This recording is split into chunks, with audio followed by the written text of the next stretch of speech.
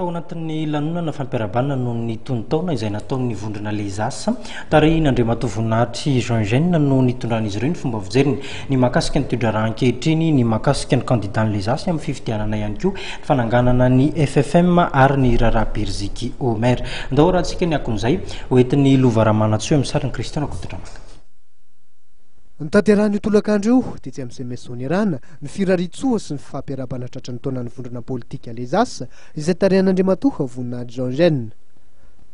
Navoatra n'ity vondrona politika ity nandritra ny fotoana ny fikasana n'olitra kandida ho filoham-pirenena.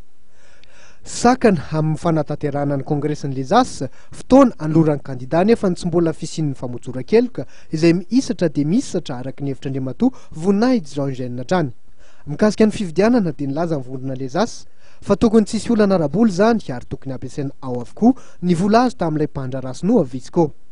Mikasika ny raharaha sy ny praiminisitra Beriziky Omer dia nilaza ny filohan'ny lezasa fa tsy makasitraka velively ny fanakianana sy ny fanosorapotaka amin'ny praiminisitry ny governemantan'ny firaisam-pirenena. Mikasika ny filakevitry ny fampihavanana malagasy na ny FFM dia mieritreritra ny lezasa fa tsy tonga lafatra io kanefa tokony avela hiasa ireo mpikambana. Tsy ilaina intsony kosa ny famorina ireo hery politika nitolona ho amin'ny fanovana tamin'ny 2024 fa ny famondrona kery ho fanohanana kandida no ilaina ho hiatrany ny lezasa.